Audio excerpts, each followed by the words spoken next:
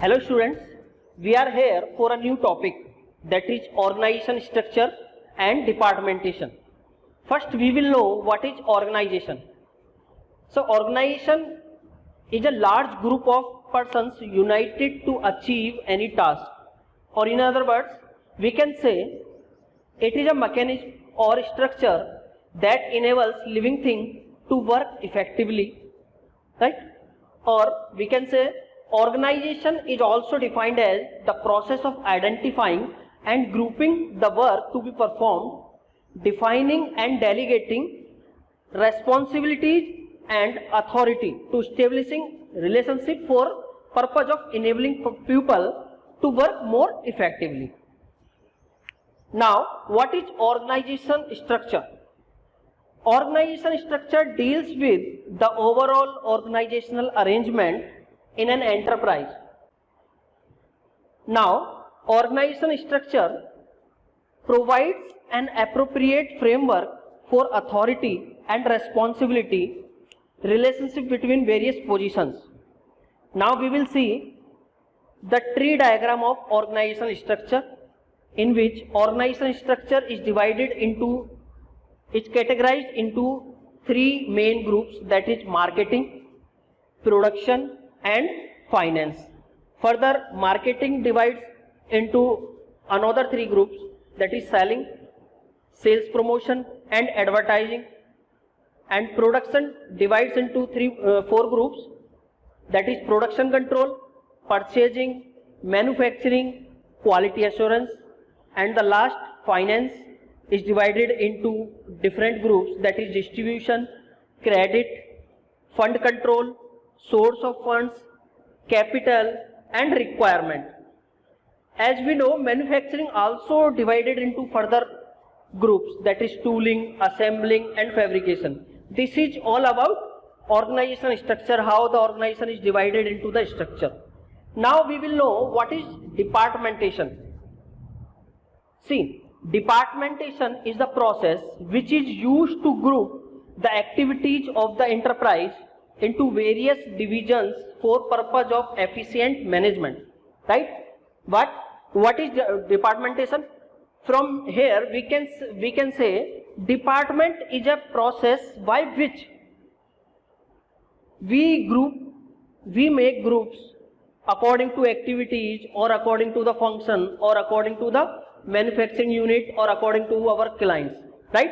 So departmentation is nothing but a process by which we divide our enterprise into several groups, so that we can manage our enterprise easily.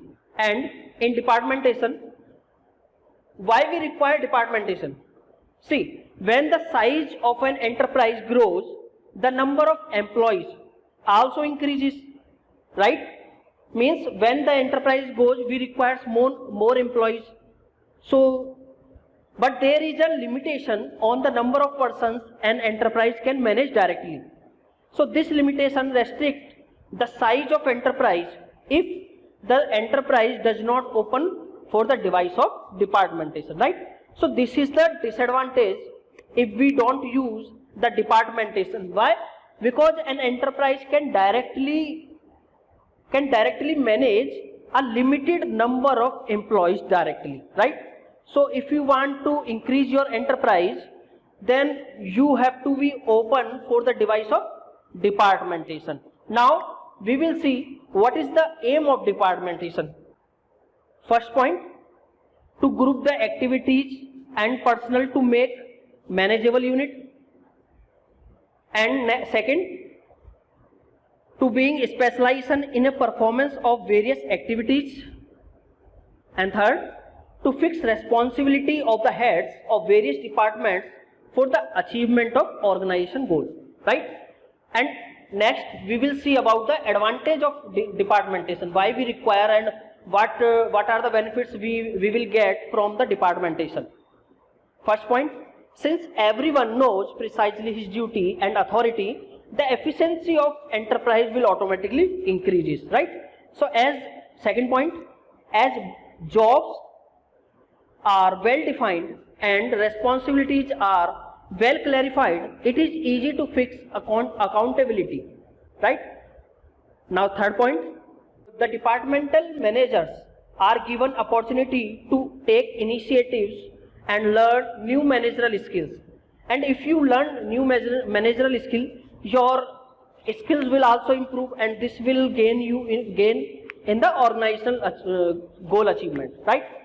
Now the next point, departmentation provide a basis on which top management can coordinate the activities of different departments, right? So departmentation provides a base on which top management can coordinate and manage the activities of different departments, right?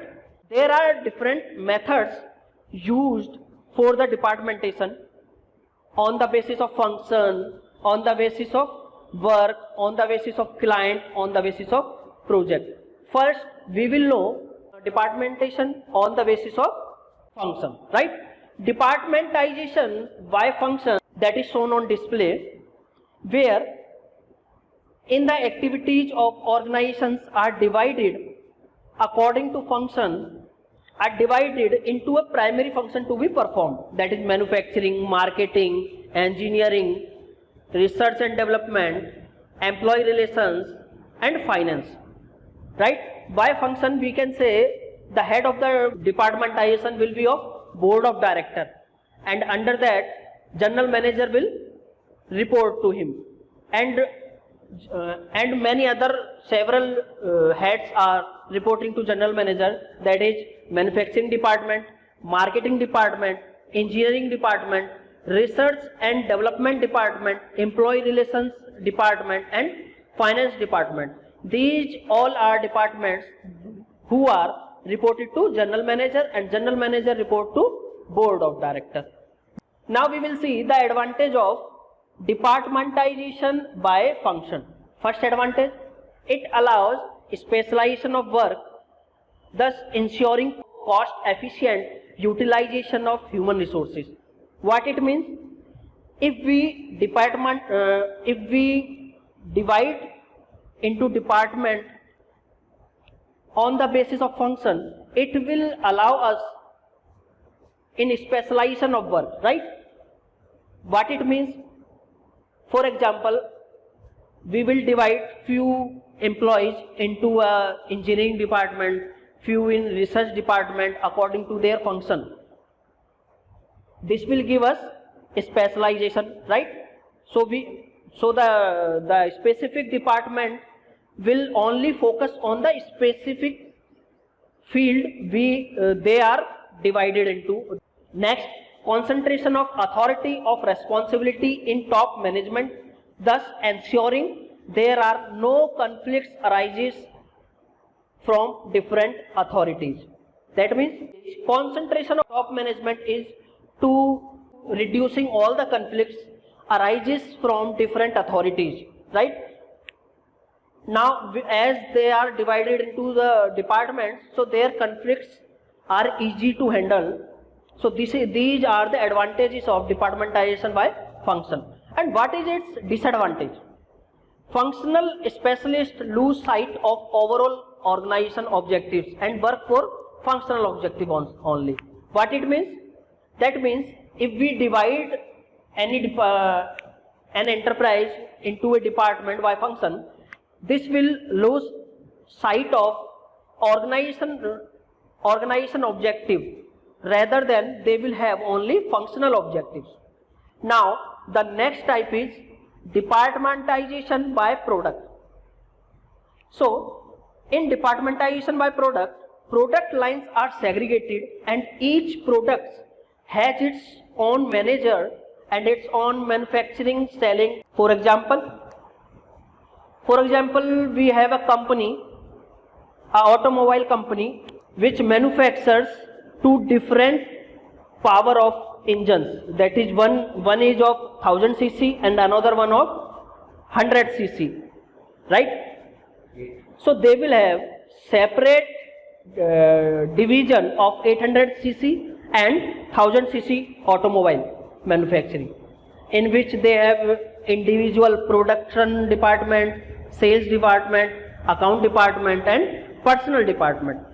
But these both division, that is 800cc division and 1000cc division, will have the same general manager, and they will report to board of director. Advantage of departmentalization by product: it facilitates optimal utilization of specialized machinery of technological process. That means we will have the utilization of specialized machinery. For example, we have 1000cc and 800cc manufacturing unit.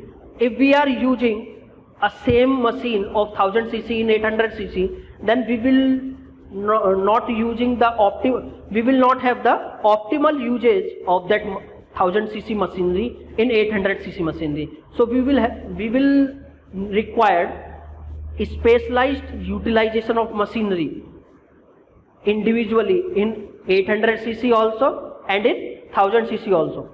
So if we have their specialized machinery, then we will have the product more efficiently or more beneficial.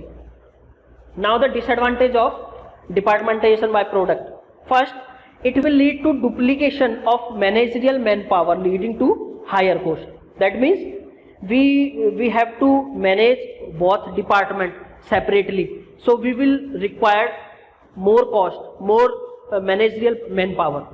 So this is its first disadvantage. And second, it requires a strong leader to control various departments.